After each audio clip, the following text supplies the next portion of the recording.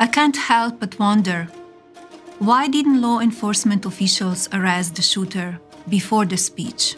In a twist that few saw coming, allegations have emerged linking the Trump assassination attempt to a series of shocking cover-ups. Documents and whispers hint at a conspiracy that runs deeper than anyone could have imagined.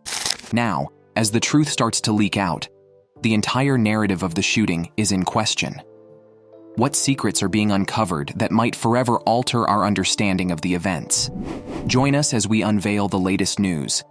Melania Trump leaked the whole secrets behind the shooting.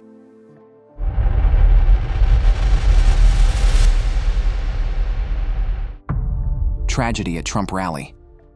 On July 13, 2024, in Butler, Pennsylvania, a chilling moment unfolded that stunned the entire nation. During a rally for his presidential campaign, former President Donald Trump narrowly escaped an assassination attempt. The event, which had started like any other, quickly descended into chaos just after 6 p.m. A sudden burst of gunfire shattered the atmosphere, and Trump was seen clutching his ear before collapsing to the ground. I want to really see something that said, take a look at what happened. Instantly, Secret Service agents sprang into action, forming a protective barrier around Trump and swiftly moving him to safety. Amidst the confusion, Trump, undeterred by the attack, managed to raise his fist in a show of defiance, signaling his determination to keep fighting. The attacker, armed with what seemed to be an AR-15 style rifle, had taken a position on a rooftop about 150 meters from the rally. As the shots rang out, the crowd erupted in panic, with people scrambling to take cover. Fortunately, a Secret Service sniper, strategically positioned nearby, quickly responded, taking down the shooter with a single, precise shot. The incident, however, resulted in tragedy. Among those caught in the crossfire was Corey Comparatore, a 50-year-old volunteer fire chief, who made the ultimate sacrifice to protect his family. As the bullets flew, Corey instinctively shielded his loved ones, losing his life in the process. Pennsylvania Governor Josh Shapiro later honored Corey as a hero, highlighting his deep commitment to both his family and his community. Corey's daughter, Allison Comparatore, later shared her grief and pride online, expressing how her father's final act of bravery was a testament to his love for his family. She described him as the best dad a girl could ever ask for, remembering how he could make friends with anyone and was always there for his family. Corey had been a passionate Trump supporter and had eagerly attended the rally, looking forward to seeing the former president in person.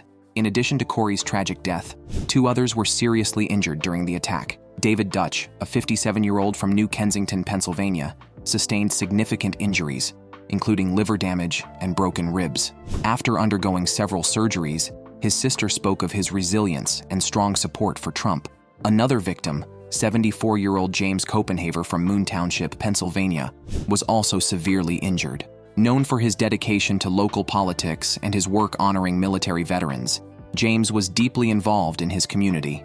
Among the rally attendees were Donna Hutz and her son Joe, who had traveled from Hubbard, Ohio, to support Trump. They had chosen seats in the 3rd row, just a few rows in front of where the shootings occurred.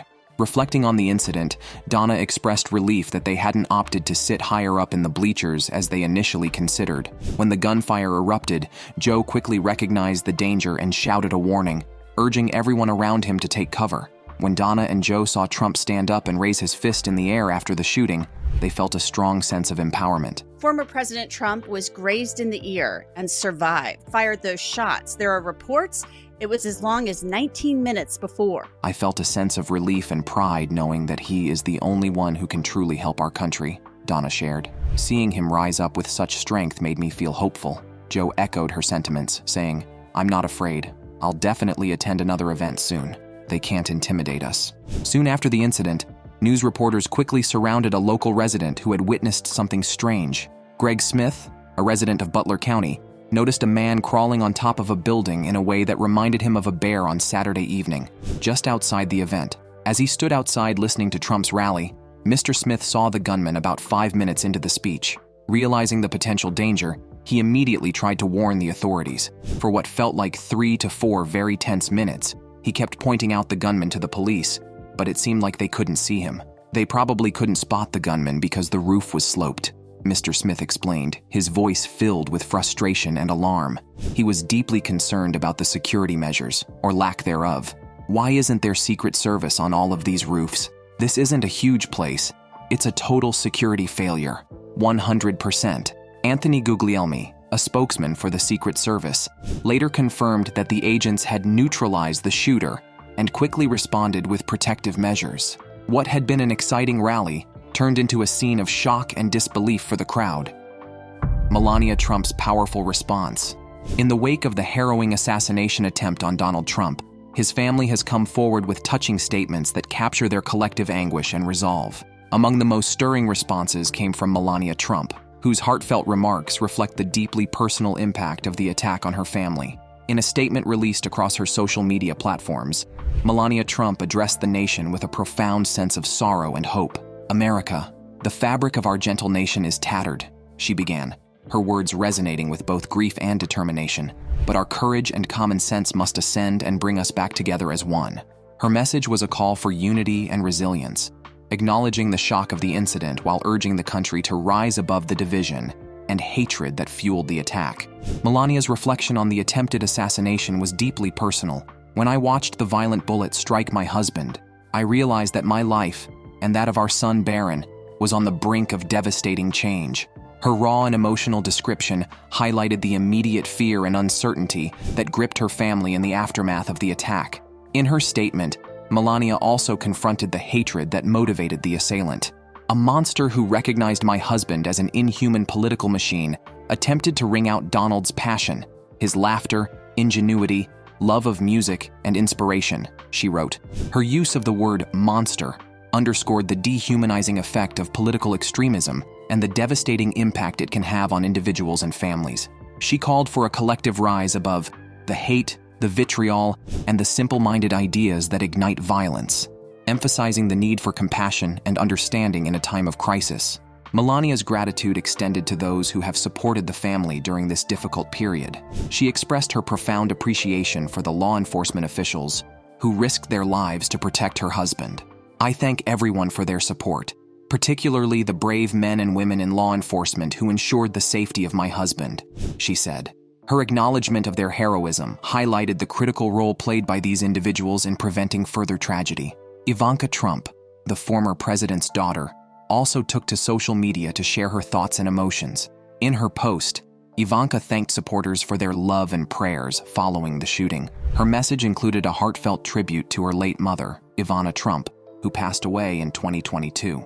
Ivanka expressed her belief that her mother was watching over her father during the attack, providing a sense of comfort amidst the turmoil.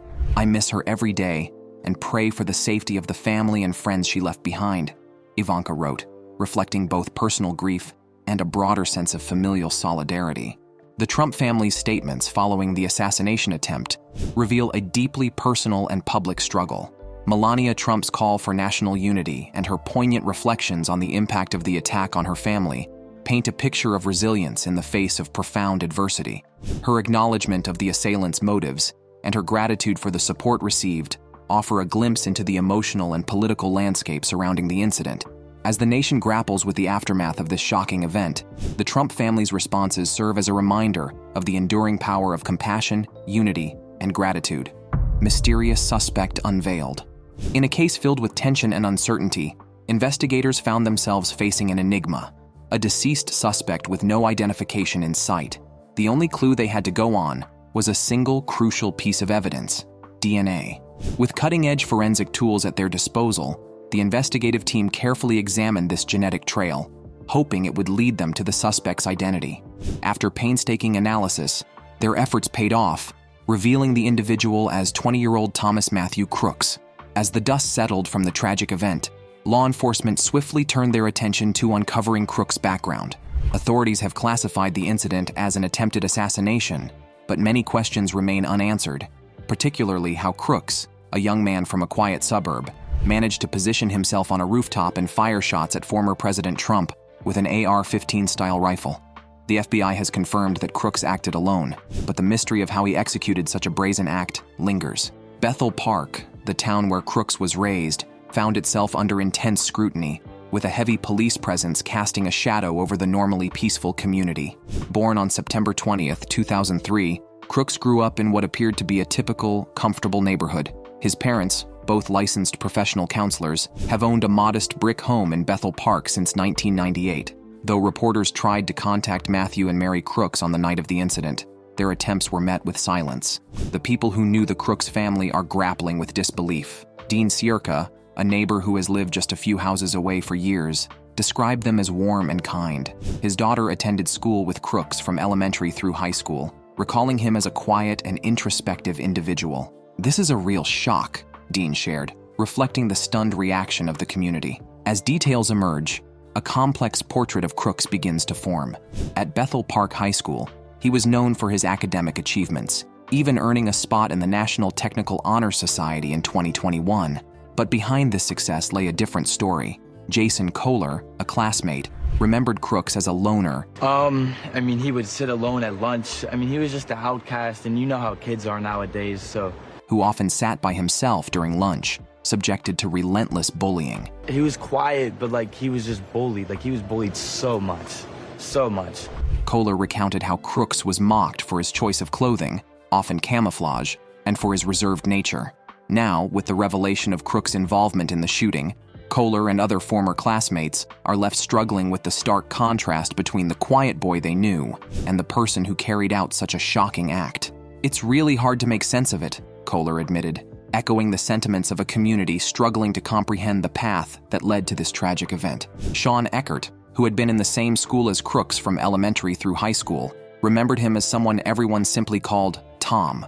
Although they shared classes during those years, Eckert described Crooks as a quiet and reserved individual. He noted that Crooks was fairly intelligent, but rarely spoke up or engaged with others, often keeping to himself. Tom didn't seem to have a wide circle of friends, and Eckert couldn't recall him being involved in sports or any of the typical school events. One thing that stood out to Eckert was that Crooks frequently wore hunting clothes, leading him to assume that Tom might have been interested in hunting. Even years later, when Eckert reconnected with old classmates through a high school group chat, no one knew Crooks well. They were all stunned that someone from their town, especially someone like Tom Crooks, could be connected to such a terrible event. Crooks graduated with high honors in 22, Thomas Crooks, and was recognized for his excellence in math and science with a $500 Star Award from the National Math and Science Initiative. Throughout his time in school, Crooks had a clean record with no disciplinary issues, and he generally got along well with teachers and classmates.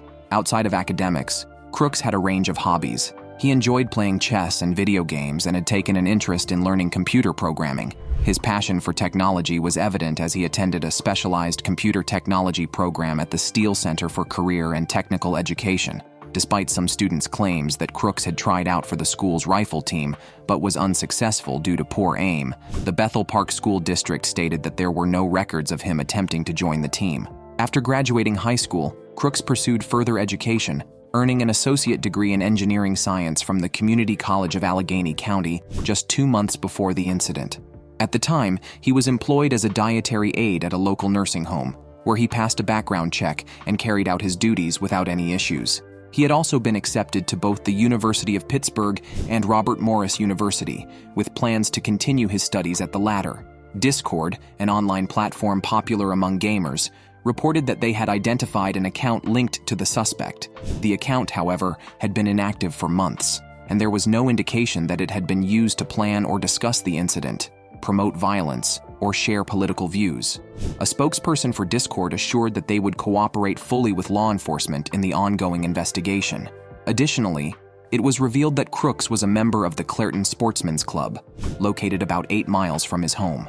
The club, which spans 180 acres, offers facilities like rifle, pistol, and archery ranges, as well as a clubhouse. The club's attorney, Robert Boutte III, confirmed that Crooks had indeed been a member. The involvement hinted at a level of firearms expertise that contradicted Crooks' earlier claim of struggling with the rifle team tryout.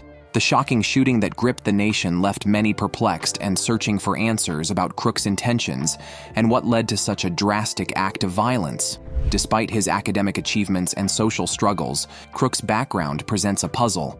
How could a seemingly quiet and intelligent young man commit such a brutal act?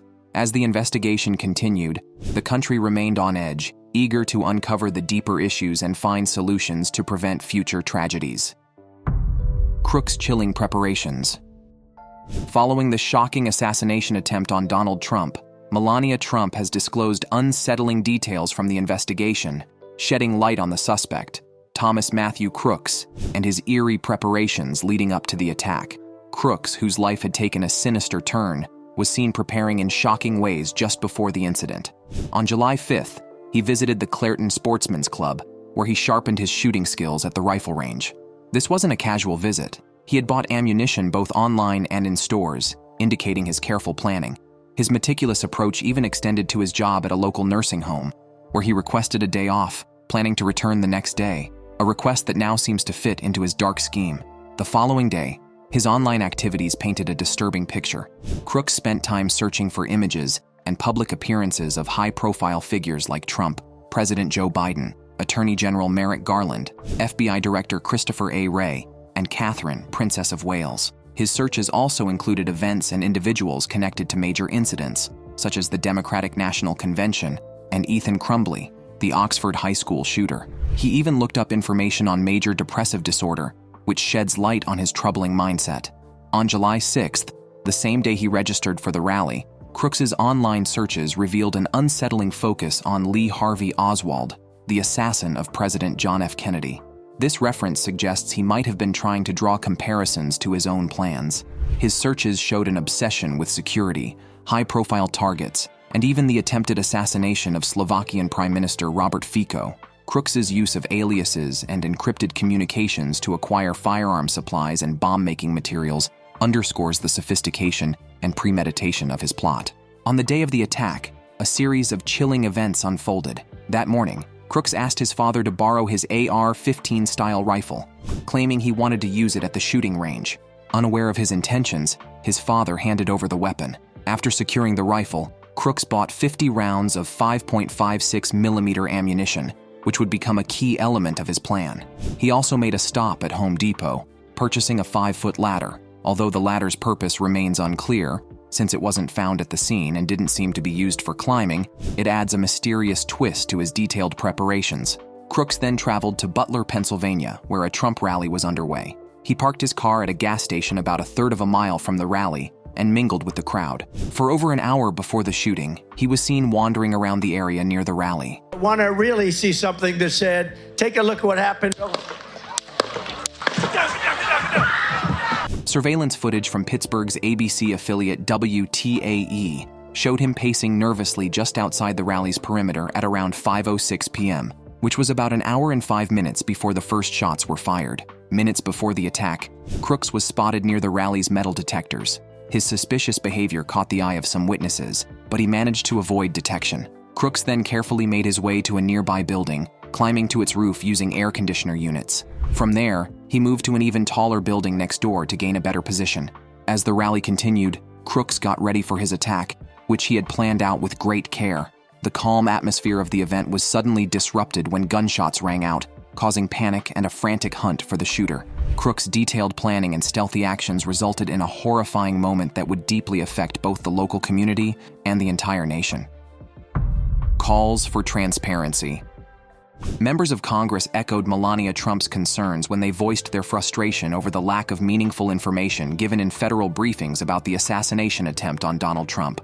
Representative Greg Lopez, a Republican from Colorado, was one of the most outspoken critics. He gave the briefing he attended a very low rating of just 1 out of 10. Lopez's frustration came from a briefing held on Wednesday, July 14th, which included representatives from the FBI, the Secret Service, and the Department of Homeland Security. Despite the seriousness of the situation, the call lasted less than 30 minutes and, according to Lopez, offered little insight into the progress or details of the investigation. Lopez described the briefing as deliberately vague, particularly criticizing the federal law enforcement officials for avoiding questions about the shooter's possible motives. Lopez drew a comparison to the 2017 Las Vegas mass shooting, where authorities also failed to determine a clear motive. He suggested that much like the Las Vegas case and the assassination of President Kennedy, important information might be intentionally withheld. "It's like someone knows but they don't want to share anything," he remarked. Senator Rick Scott, a Republican from Florida, further emphasized the demand for transparency by sending a pointed letter to President Joe Biden. Scott's letter included numerous questions and called for daily public briefings by the FBI, the Department of Homeland Security, and the Secret Service. When there is a lack of transparency, people naturally assume the worst, Scott wrote, stressing the need for the Biden administration to keep Trump, Congress, and the public well informed. Scott's call for transparency highlights a broader concern among lawmakers that the investigation is being kept too secretive, which fuels speculation and mistrust. As the investigation proceeds, Congress members' dissatisfaction underscores the need for federal agencies to strike a balance between maintaining the integrity of their investigations and keeping the public informed. The pressure is increasing on federal authorities to provide clearer and more detailed updates as the nation waits for answers about the attempt on Trump's life. The attempt to end my husband's life was a horrible, distressing experience. Security lapses and unanswered questions. The FBI is probing Crooks' actions, but the reasons behind them are still unclear. Authorities are unsure if his attempt to target former President Trump was driven by political motivations. Meanwhile, Melania Trump revealed that Butler County's coroner's office in Pennsylvania provided a brief but strange update on Crooks' death. Though the report lacks detail, it underscores the seriousness of the situation and leaves many questions unanswered about the events leading up to his death. On July 13th, at 6:25 p.m., Crooks was found dead from a single gunshot wound to the head. Coroner William Young has labeled the death a homicide. The full autopsy report hasn't been released due to state regulations, keeping key details, such as whether Crooks was tested for drugs, under wraps. The timeline of Crooks' activities reveals a disturbing level of planning. The FBI noted that local police had identified Crooks as a person of interest shortly after 5 p.m. on the day of the incident, well before the shooting. By 5:30 p.m., the situation intensified when SWAT team members observed Crooks using a rangefinder and browsing news sites on his phone, indicating he was meticulously prepared. At 5:56 p.m., he was seen carrying a backpack that later became crucial to his plans. Things escalated further when Crooks began climbing HVAC pipes outside a warehouse. Witnesses saw him moving across rooftops until he reached the spot from which he intended to shoot. At the rally, attendees grew worried when they noticed Crooks acting suspiciously and quickly alerted both security and local police. Unfortunately, their concerns seemed to be ignored. By 6:11 p.m., a local police officer was finally placed on the roof with the help of his colleagues. When the officer spotted Crooks, he had to drop down quickly to avoid being seen. Things escalated when Crooks fired 8 shots at the former president, as reported by CBS News. Within about 25 to 30 seconds after the shooting started, a counter-sniper took Crooks down, stopping any further danger. This dramatic and violent event raises serious doubts about how well local authorities were prepared and how they responded.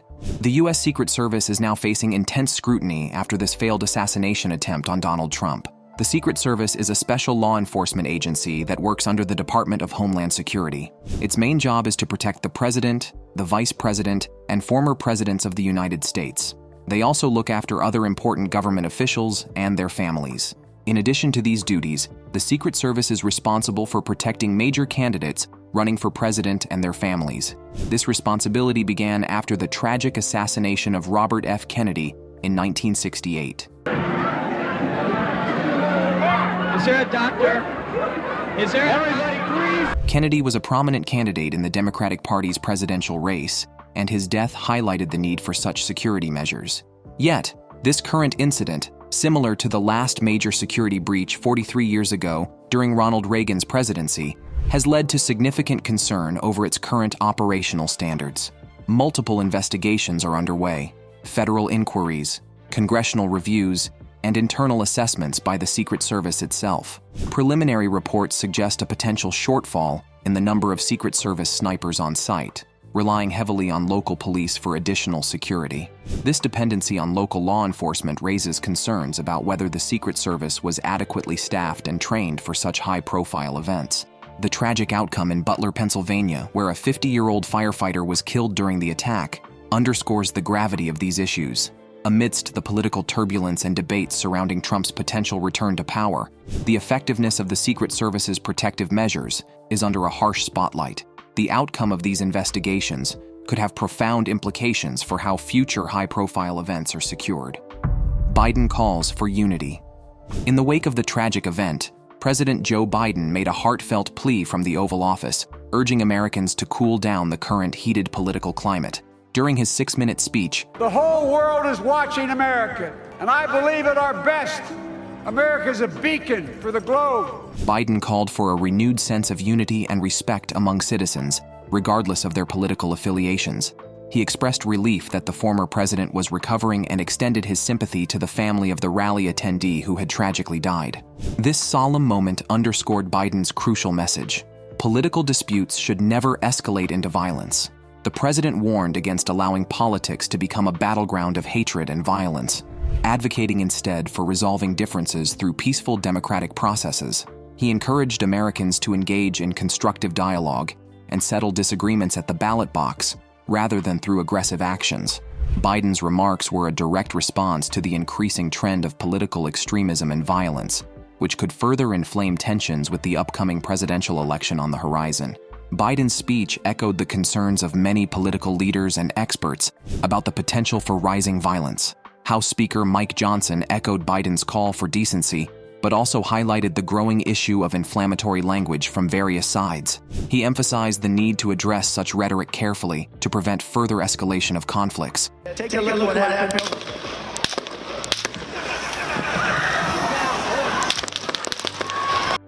Melania Trump publicly lauded her husband for his remarkable resilience following the attack. She praised Donald Trump for his steadfast spirit and unwavering determination, noting that his response to the incident has been one of defiance and strength. Despite the gravity of the situation, Trump has continued to press forward with his campaign, displaying a resolve that Melania believes will resonate with voters and potentially turn the election in his favor. Trump's refusal to be intimidated by the attack and his call for unity have been central to his public statements since the incident. Both Republican and Democratic campaigns are now working to stabilize their positions and de-escalate the political temperature. However, experts are concerned that the recent attack might make political tensions worse. They're predicting that over the next few months, we could see a rise in both small and serious acts of violence. Do you think these revelations will change public perception of the incident, or is it just another twist in the ongoing story? Let us know your opinion in the comments below.